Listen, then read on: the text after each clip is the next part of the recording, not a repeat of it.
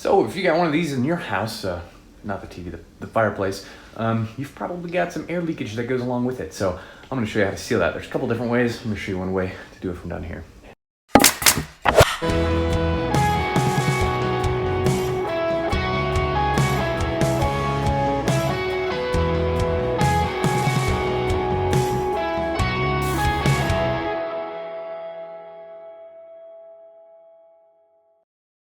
The first thing that we're going to want to do is we're going to want to get inside here, take a measurement, basically so we know how big of a balloon to order. So there's sort of an inflatable balloon or a bladder that you can stuff up inside your flue, sort of if you have a damper on the other side of the damper or just right in that hole. Keep in mind you're probably going to get a little dirty because chances are it's pretty dusty and sooty. You can put a chimney cap on up on the outside. That is one way to do it, is just cap it off completely if you know you're not going to be using it. I don't know if you can hear that or not. I can literally hear the cars driving by on the street outside. Hear some talking, walking down the street, hear a few birds chirping. Yeah, so if you can hear something, it's definitely not air sealed. So even if you have a damper, a lot of times they don't really, they're not airtight necessarily, and so you're still going to get air moving up and down either in the winter or the summer. So it's a good idea to seal it up if you're not using it. Especially if you've got one that doesn't have a seal here or isn't sealed around the glass, because you get a lot of leaking up through there. Other thing that this is going to do for you is this is going to help it so you don't have, like bats or insects or leaves and stuff getting up and down the chimney. So now we're barely going to crawl up in here and measure it. This is about 9 by 10.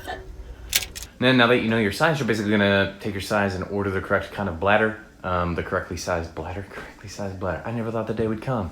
Mail-in order bladder, who knew? Come in a variety of sizes, but a couple inches bigger than your opening. So since it's like a 9.5 by 10, I'm gonna probably order a 12 by 12.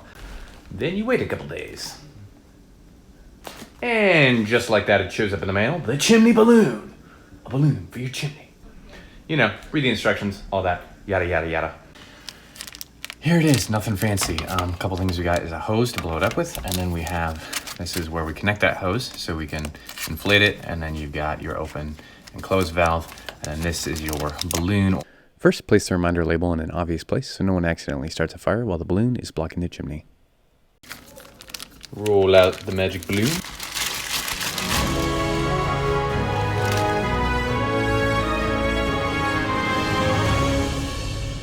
Connect the inflation hose to the balloon.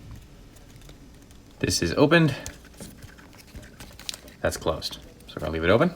Got the size right on there for us. Since in our situation here, our fireplace, there is not a place to insert it.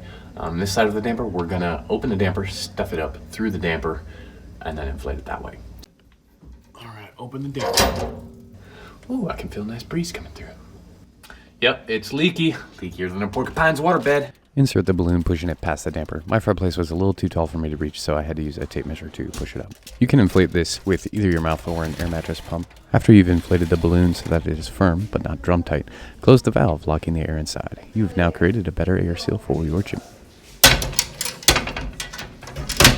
So there you have it, relatively easy project. Probably only took like 5 to 10 minutes, really not that long.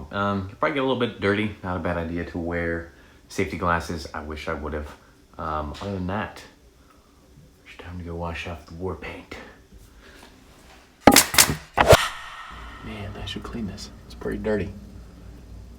Satay. You get enough of these, stick them out your chimney, and your house is gonna lift off and sail away like up.